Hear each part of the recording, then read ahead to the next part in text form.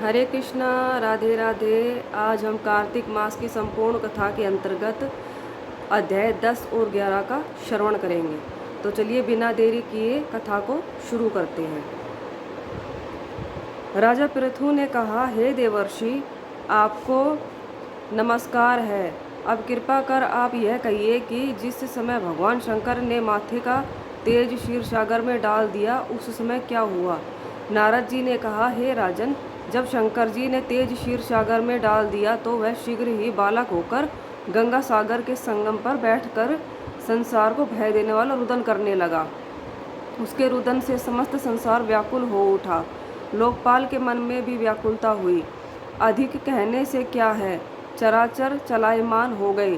शंकर सुवन के रुदन से ब्रह्मांड व्याकुल हो गए। समस्त देवता और ऋषि मुनि व्याकुल होकर लोक पितामह ब्रह्मा जी की शरण में गए और सबने मिलकर ब्रह्मा जी को प्रणाम किया और स्तुति की। फिर कहा, हे पितामह, यह बड़ा भयंकर समय आया है, इसका नाश कीजिए। देवताओं की यह बात सुनकर ब्रह्मा जी सत्यलोक से उस बालक को देखने के लिए समुद्र तट पर आए। समुद्र से ब्रह्मा जी को आता देख उन्हें प्रणाम किया और बालक को उठाकर उसकी गोद में दे दिया। तब विस्मित होकर ब्रह्मा जी ने पूछा, हे सागर, तुम शीघ्र बताओ कि यह बालक किसका है।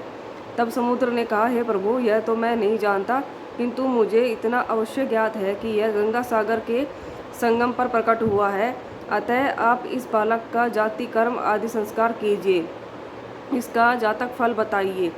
नारद जी कहते हैं, इधर तो सागर ब्रह्मा जी से ऐसे कह रहा था और उधर सागर पुत्र भी ब्रह्मा जी के गले में हाथ डालकर बार बार उनको आकर्षण कर रहा था। तब तो उसने ब्रह्मा जी का गला जोर से पकड़ा और वे पीड़ित हो नेत्र से आंसू डालने लगे। किसी प्रकार उन्होंने अपने दोनों हाथों से जोर लगाकर गला छुड़ाया और सागर से कहा, सुनो, मैं तुम्हें पुत्र का जातक फल कहता हूँ। मेरी आँखों से जो जल निकलता है, इस कारण इसका नाम जलंधर होगा। यह पैदा होने के साथ ही तरुण हो गया था। इससे यह सब शास्त्रों का पारंगत, महापराक्रमी, महावीर, जवान और रणदुर्गम तथा सभी दैत्यों का पारंगत और भगवान विष्णु को जीतने वाला होगा। यह कहीं भी नहीं हारेगा। एक भगवान शंकर को छोड़कर सबसे अवस्थ रहेगा। जहाँ से यह उत्पन्न हुआ है फिर वहीं जाएगा। इसकी पत्नी बड़ी पतिव्रता, सौभाग्यशाली, सर्वांग सुंदरी, परम मनोहर, मृदु भाषणी तथा शील की सागर होगी। नारद जी ने कहा, हे राजन, सागर से यह कहकर ब्रह्मा जी ने शुक्राचार्य को बुलाकर बालक का राज्याभिषेक कराया। फिर अंतर्धान हो गए। अब तो उस बालक को देखकर सागर बहुत प्रसन्न हुआ और कितने ही उपाय से उसका पालन कर के बड़ा किया। फिर काल नेम नामक असुर को बुला उसकी वृंदा नाम की पुत्री से उसका विवाह करा दिया। अब शुक्राचार्य के प्रभाव से वह दैत्य पर राज्य करने लगा।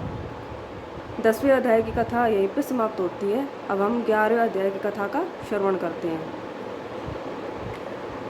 नारद जी ने कहा, एक समय जलंधर पत्नी सहित असुरों से सम्मानित हो सभा में बैठा था, तो परम कीर्तिवान श्री शुक्राचार्य जी वहाँ पहुँचे, जिनके तेज से सब दिशाएं प्रकाशित हो गई। गुरु जी को आता देख असुरों सहित सागर पुत्र ने उठकर बड़े आदर से उनको प्रणाम किया। तेजस्वी शुक्राचार्य जी ने सबको आशीर्वाद दिया। फिर एक आसन पर बैठकर सब दैत्य भी यथास्थान बैठ गए और सागर पुत्र ने नम्रता से यह प्रश्न किया, हे गुरु जी, राहु का सिर किसने काटा था, आप हमें बतलाइए।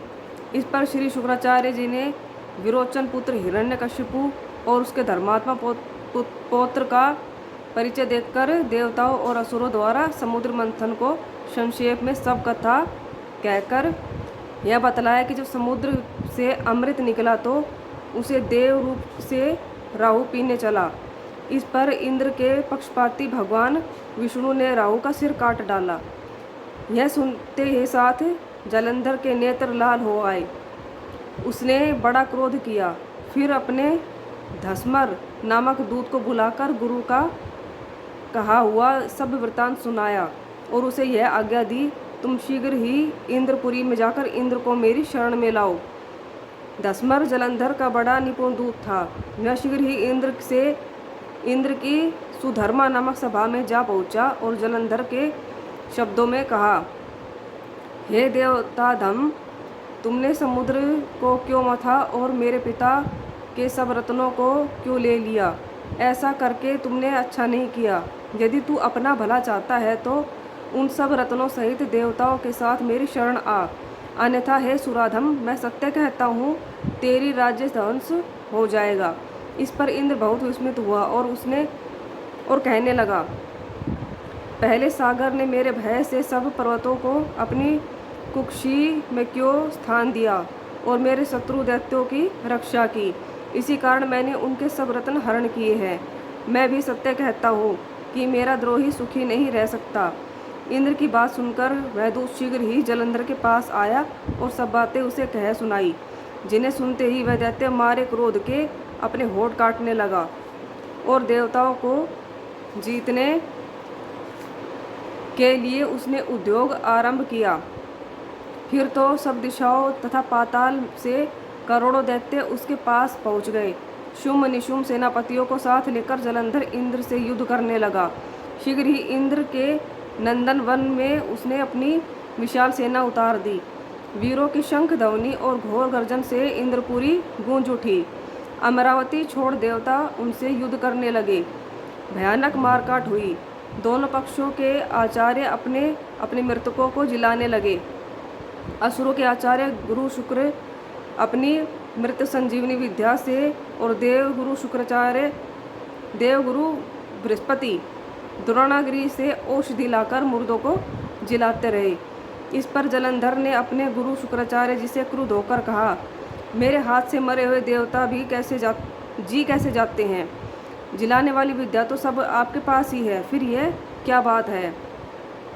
इस पर श्री शुक्राचार्य जी ने देवगुरु श्री बृहस्पति जी द्वारा द्रोणागिरी से औषधि लाकर देवताओं के जिलाने की बात कह दी। यह सुनकर जलंधर और भी क्रुद्ध हो गया। श्री शुक्राचार्य जी ने कहा, क्रुद्ध क्यों होते हो? यदि शक्ति हो तो द्रोणागिरी पर्वत को उखाड़कर समुद्र में फेंक दो, तब मेरे कथन का सत्यता प्रमाणित हो जाएगी। इस पर जलंधर क्रुद्ध होकर शीघ्र ही द्रोणागिरी पर्वत के पास पहुंचा और अपनी भुजाओं द्वारा उसे जड़ से उखाड़कर समुद्र में फेंक दिया। यह भगवान शंकर का तेज था, इससे जलंधर की कोई विचित्रता नहीं। पश्चात यह सागर पुत्र युद्ध भूमि में आकर बड़े वेग से देवताओं का संहार करने लगा। जब बृहस्पति औषधि लेने के लिए द्रोणागिरी पर्वत पर पहुँचे तो द्रोणागिरी की जगह वहाँ पर उन्हें सूना मैदान मिला। तो वह भयभीत होकर देवताओं के पास आए और कहा कि युद्ध बंद करो, तुम लोग अब जालंधर को नहीं जीत सकोगे। पहले इंद्र ने जो भगवान शंकर का अपमान किया था, यह उसी का फल है। यह सुनकर देवता युद्ध की आशा त्याग अत्यंत ही व्याकुल हो इधर उधर भाग निकले। सिंधुसुत निर्भय होकर अमरावती में प्रविष्ट हो गया। इंद्र आदि देवताओं ने गुफाओं में शरण ली। 11वें अध्याय की कथा यहीं पर समाप्त होती है। आप इसी तरह मन लगाकर कार्तिक मास की कथाओं को श्रवण कीजिए। ठाकुर जी की कृपा और आशीर्वाद सभी पे बनी रहे। राधे राधे।